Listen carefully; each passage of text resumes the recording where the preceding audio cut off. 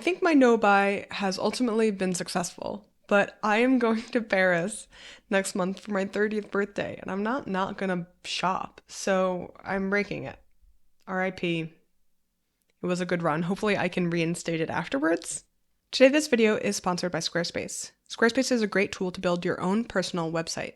I have been on a no-buy for 7 months since April of this year, and it was because I got my hours reduced at my job, so I was making less money, and it just seemed like a very obvious indication that I should stop buying clothing. Over the course of my no-buy, I've actually been keeping a list, like a shopping list or wish list of items that I don't have that I really would like to get for my wardrobe. So this video is going to be about my fall winter wish list and specifically which items I'm hoping to find while I'm in Paris.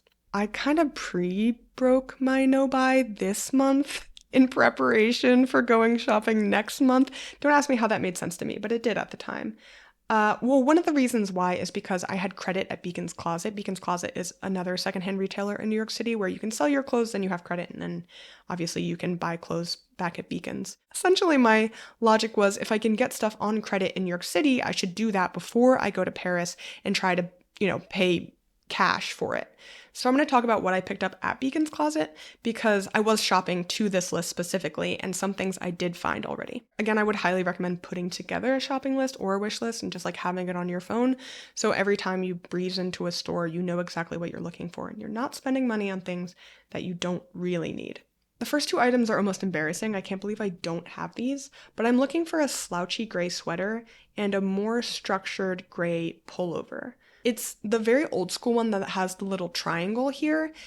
That's exactly what I want. Unfortunately, a lot of the times when I find them in stores, they're like $200. I really don't want to spend $200 on a crew neck. So I'm hoping that I can find one secondhand. The other gray sweater, I've actually been on the hunt for a slouchy, little oversized wool gray sweater for maybe over a year now. And I look in every thrift store I go and I haven't found anything that I like.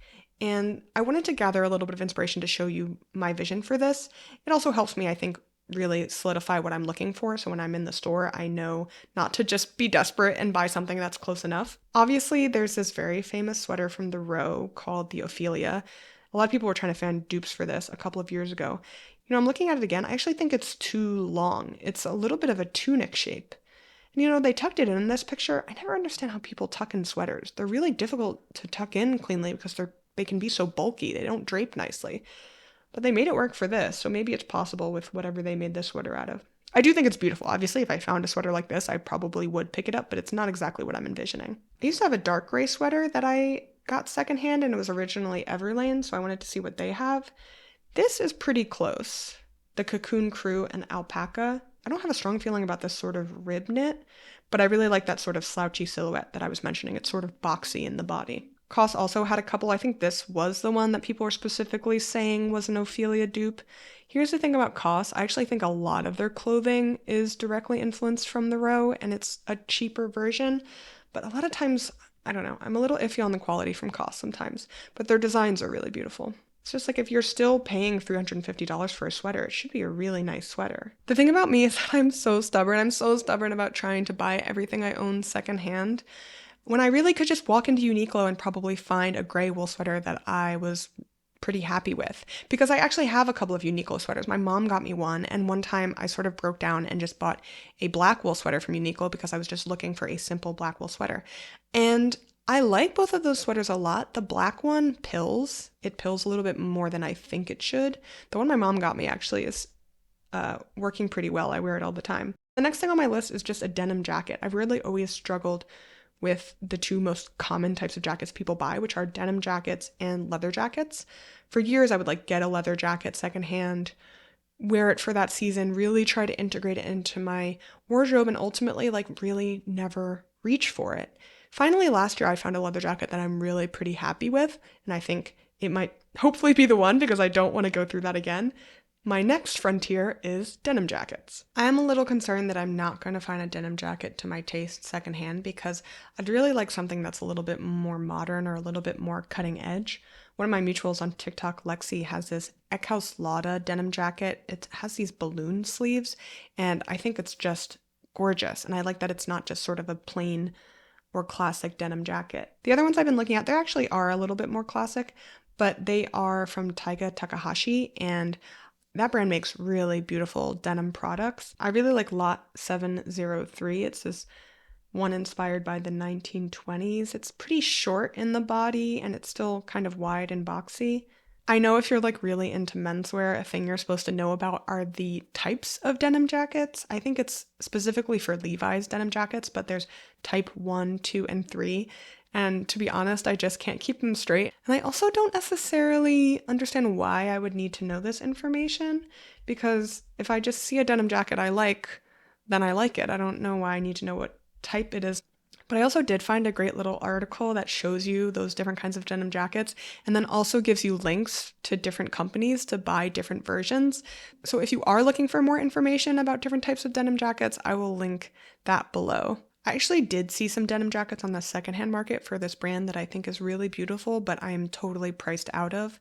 It's called 45R. It's sort of a heritage Japanese company, and they have a whole sort of original indigo dyeing situation. I think because the brand has been around for so long, you can find a good amount of it on the secondhand market, which is, if I did want any of the pieces, what I'm going to have to do, because to buy stuff from that site firsthand is really expensive. We have another real fall winter item here, and it is a patterned wool coat, a coat with some interest.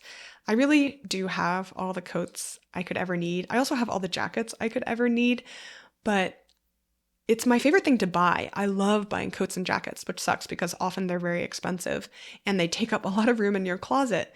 What I don't have, and I don't need it, but I want it, is like a loud kind of coat. Something with interesting colors, interesting construction, hopefully some pattern, but the pattern can just be like a houndstooth or a tweed or a check. The pattern is not the most important thing about the coat I'm looking for, to be clear. I was looking in the RealReal. There are a lot of really fun coats from Isabelle Marant, which is not a brand that I typically buy from. And other things I found on the RealReal was this beautiful one from Max Mara. Max Mara, I feel like, has really declined in popularity. In my mind, in the 2000s, it was much more well known. And I do think also high quality, but I'm not so familiar with it nowadays. I don't know what they're up to. It's already been sold, but I know what you guys like, and I wanted to talk about this engineered garments coat that I saw. This is what I'm talking about. This is fun. It has a pattern. It's like got classic elements to it, but it's also pretty kooky. I think the thing that freaked me out a little bit about it is that there's no closure in the front. It seems like it zips up the back, which is like, okay, maybe we've taken it too far for me. I think I would feel claustrophobic not being able to unzip it from the front. And also then, do you need someone else to zip you up into your coat? Something that has been on my list since last year as well, though I was really thinking about it this past spring, is what I've been calling an interesting flannel or an interesting plaid. And as you can see, I would say I found one. In my mind, I realized I think interesting just meant patchwork. And you see how this shirt is all like little squares sewn together. This is a Madras cotton shirt, which is obviously going to be really good for transitional seasons because it's pretty lightweight. It's a nice intermediary layer. And I talked about this in my last video, that I had this sort of vision of wearing these little flannels between a jacket and a t-shirt. So I was wearing, earlier when I was outside, I was wearing this t-shirt, this shirt, and then a chore coat over it. So I did just get this from Beacon's Closet in that exchange that I was doing last week, which means I actually feel pretty good about taking this off my list, but I also wanted to show you guys some versions that I found online in case you're also looking for something like this. The version I had originally in my mind was actually those ribbon flannel shirts from Needles, where they sort of, I guess they just cut up old flannels and then they sew them back together, but it's more vertical than this. I just, I love when people take a very classic concept and rework it. I think the Needles ribbon flannel shirt is a perfect example of that. I also found this product. It's a Madras patchwork shirt. If you just look up Madras patchwork shirts, you'll find a lot of examples, both firsthand and secondhand. I also found one that's currently on sale from Zinger, so if they have it in your size and you're looking to purchase, go ahead and check that out. Now I want to talk to you about Squarespace. I started my own personal website on Squarespace actually a couple of years ago. I have a very easy name to Google, so when people did, I wanted them to find a clean and easy to navigate personal website where they could learn more about me and my work. Since then, my website has evolved with me. I used to be a full-time podcast producer. Now I work freelance doing production coordination and content creation. And since I've also been getting questions about personal styling services, I decided to spin up an extra page on my website and add that as a service product. There, I've used Squarespace's payment tools to get paid directly when people book a session. You can also set it up so customers have the option to pay the way they're used to, by credit card or Apple Pay or Klarna. Finally, Squarespace has been doing an amazing job integrating all sorts of AI tools into their website building process. Their design intelligence suite includes something called Blueprint AI, which takes you through a sort of AI questionnaire and practically builds your website for you. If you're interested to check any of that out, go to squarespace.com for a free trial. And when you're ready to launch, make sure to go to www.squarespace.com/Persia to save 10% off your first website or domain. Back to my list, I have been looking for new white long sleeve button downs. I actually really like the short sleeve white button downs that I have. I wore them very consistently this summer and I was pleased with my selection. I don't really like the white long sleeve button downs I have. One is like 3/4 sleeve. It's pretty tight to the body. It's very femme. It works actually pretty well for suited looks because it's not very bulky, but I don't wear it that much as just a blouse. The other one I have is a little shapeless. I don't wear it at all. I actually did get 2 new white button downs. One I got at the Beacon's Closet Exchange. It's this sort of bizarre Perry Ellis shirt. It's collarless. It has a bib, almost like a tuxedo shirt does. And it's a medium. However, it's huge. My confusion about it is actually sort of why I got it. This is maybe a silly reason to get things, to buy clothing, but every now and then I buy something because I'm like really trying to figure it out. I want to like solve the puzzle of how to style it. And you know, when you're buying stuff that's secondhand on credit for $10, the stakes feel really low. So I got this Perry Ellis shirt. It looked good tucked in. However, I think just because of the shape, it sort of demands to be worn untucked in sort of like an artsy, funky way. What I really want is something that's a little bit more in the Japanese style. And I know places like Siage have them, and Yoko Sakamoto, I'm sure, has a white button down that I would probably like. Something that's structured and rounded, so it's pretty wide in the area, like the thigh, butt, hip area, so that I could wear it out with a pair of pants that are probably also have some nice rounded shape to it that are oversized. I think that would create like a really nice, simple silhouette, like everyday easy, throw it on and head out the door. Unfortunately, with basics in general, I really do think you need to try them on because, you know, there's a million black t-shirts in this world. There's a million white button downs. What's really important with basics is how they fit you. So to buy something online, it's not necessarily that it's so risky, but it doesn't really get to the heart of the issue for me, which is I'm very specific with how I want basics to fit. I also really want a double-breasted suit. It is because I've had that Saint Laurent show on my mind that was this past September during Fashion Month. They just had such nice suits. Everyone looked so good. It wasn't like the most mind-blowing fashion show, but what they did well. And I'm a real sucker for suiting. So I've been sort of preoccupied with it. The funny thing about it is I actually do have a Saint Laurent suit. I got one off of eBay last year because I was trying to redo a Cillian Murphy look, and it fits me fairly well. It probably could use some tailoring, but it's not double-breasted, and I would really like, in a perfect world, probably a double-breasted gray suit. The thing about suits, I mean, suits in general, like, when you're actually buying a suit, you're either getting it bespoke or you're getting it and then getting it tailored. People do buy suits off the rack, obviously, but it's a really expensive ordeal.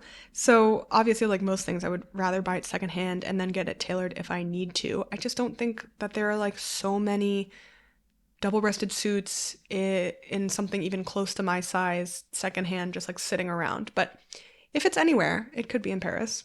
All right, so this last section is about buying things off season. So the wish list so far has been about things that are appropriate that I would wear in the next couple of months. However, just because you're not going to wear something in the next couple of months doesn't mean you shouldn't shop for it, because buying off season means that you can get things that are on sale, or you're looking in areas in like thrift stores that aren't as picked over because people aren't shopping for sandals right now. So you may find that there is more inventory. It's like buying sweaters in the summer. The first thing I'm looking for is another pair of khakis.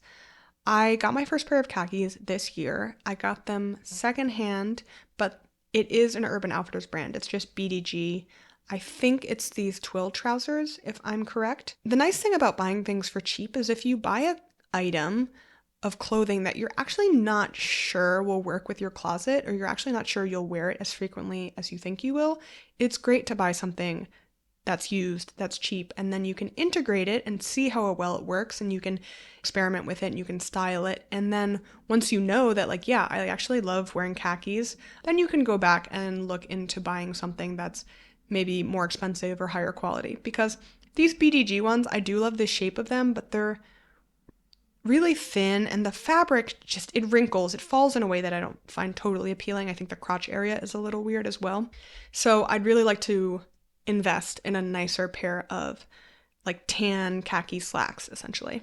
A pair that I have been looking at for years is from Studio Nicholson. They have this tropical wool pant, which is beautiful. They also have the Dondori volume pant. The Dondori volume pant's a little cropped, which makes me think that, it would only be good for seasons where I can bear to have my ankles out, because once there's a nip in the air, I need long socks, I need full coverage. I don't like to feel, the cold air on me anywhere. So the tropical wool pant looks really good. It is tropical wool, so it could actually work for the hotter weather, but there's also no reason why you couldn't wear it for the fall. There's also this Japanese guy I really like on Instagram. He posts videos of his daily outfits and pickups. He mentioned recently this pair of slacks from Weatherwear, which it's a UK brand originally, I believe, but it seems like they sold the license to Japan because, as far as I can tell, they're only making them and selling them to Japanese customers. These are a little bit more of a masculine style, these Union slacks, 103 Chino. They have them in a couple of different colors. I would love to get my hands on a pair. The price is not bad. And also, like I was saying, since we are buying off-season, you should look in the sales section. So there's this retailer from Seattle called Glasswing, and they have a really big sales section right now. They have this pair of YMC trousers, which is usually a pretty expensive brand, for only $56, which is really a steal. I'm in a similar sort of situation for white pants. I have one pair of white pants, and I did something that I feel like I never do, which is I just ordered them from Zara because I saw an influencer wear them, and I was like, let yourself do something simple. You see a pair of pants you like, you think they'll fit you well, just buy them. So I got the pants, they're from Zara, so they weren't that expensive. I did have to get them tailored to fit my waist. And then within a couple of months of wearing them, the zipper broke. So I'm actually still wearing them. I haven't gotten the zipper fixed. I'm just wearing them with the broken zipper. I just kind of re-thread it every time, and that's been fine. It's like a pair of white pants. Also, I just worry about spending so much money on them because they don't feel long for this world. This pair really has one foot in the grave. I do like having one pair of white pants. So again, I was looking in Glasswing's sales section. They have this pair from this brand I'm not familiar with, Black Crane. I love how many pleats it has. They're calling it a draped pant, and it's a cream, not a white. I actually think a cream might work better for me. I was struggling a little bit with that like really austere white. In that same vein, I would like a pair of black cotton pants. I do have a pair. Actually, let me see if I assume they're cotton. Gi pants. They're the gi pants from Wave of Sand, and I got them secondhand. It's a cotton poly blend, which is pretty wild because I was wearing them as summer pants, and they're really thick. Like, I wouldn't necessarily say they're breathable, but they're practically capris. So I was making it work. Anyway, I would love a more casual pair of black cotton pants because I have those. I have no black jeans. I just have a little bit of a mental block, I think, with black jeans. And then I have a couple pairs of black wool trousers, which are a little bit more formal. I thought I actually did find a pair literally this past weekend. I sort of pre-broke my no-buy. I guess I didn't mention this. So I did the thing at Beacon's Closet where I was doing my exchange, and then I was in DC with my sister-in-law this past weekend. She took me to a secondhand store. Shame on her. She knows I'm doing a no-buy. And I found this really beautiful pair of pants, and I thought they were black cotton, but what it turned out to be is that they were really dark navy linen. But I was really happy with them. They fit me so well, and I looked up the brand, and this is a nice brand. This is like a pretty nice, expensive brand. So I'm sure the pants were originally like $300 something, and I got them for $60. And the other two navy trousers I have, I'm actually not 100% pleased by. Something else I do with my closet a lot of times is I'll get something that's like good enough, especially again, when you buy things secondhand, like you don't have all the choices. So a lot of times I buy something that's good enough. Either I use it as a sewing project, like this shirt I bought is a large. I don't think it's an extra large. It's a large. So I had to cut it and then I sewed the hem so that it didn't fray.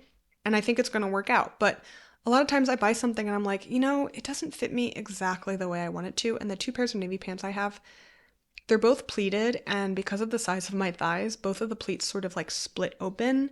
They don't lay flat in the way that I would really like. So I don't know if this new pair of pants is going to like take one of their places or exactly what's going to happen, but I was happy to find a pair of navy trousers that I was like 100% happy with. Anyway, that does leave me still looking for black cotton trousers. There's the pair I just showed you actually earlier in cream. There's a pair in black as well. I also found in Glasswing a pair of Jan van S. I don't know how to pronounce his name. I'm sorry. It's a Belgian designer. I do know him. I've heard of him before. He makes really beautiful, a little bit sort of like boho-y style look. Everything is very like natural fabrics. And it's expensive stuff. So even $500 is probably a pretty good price. And these look beautiful. They have an adjustable waist. There's a drawstring, which, I wish more clothes had drawstrings. And I think the shape is perfect. It's like this nice wide leg, a little bit rounded. And finally, I'm actually looking for sandals. I'm looking for a pair of brown sandals and a pair of black sandals if I can find any. I had a pair of brown sandals that I got secondhand off of eBay this past summer, and they just like physically fell apart. Like the leather fell apart. They were just not even staying on my foot. But I loved the way they looked when I styled them with outfits. So I'd really like to find a pair of sandals that will stand the test of time. With brown sandals, I would like something a little bit more full coverage like a huarache or a fisherman's sandal. There's these from Jack's Oliveri that I found that I think are beautiful. I like that they're almost a shoe, like almost a real shoe. I was also looking on Garmentory. Obviously, Glasswing is just an example. I found if you look for any of these online retailers that carry a bunch of brands and go to their sales section, you'll find all sorts of stuff like these Aloha's fisherman's sandals. I was also looking through Kolbo, which is a retailer here in New York City that I really like. They carry a lot of the Japanese brands that I've been talking about.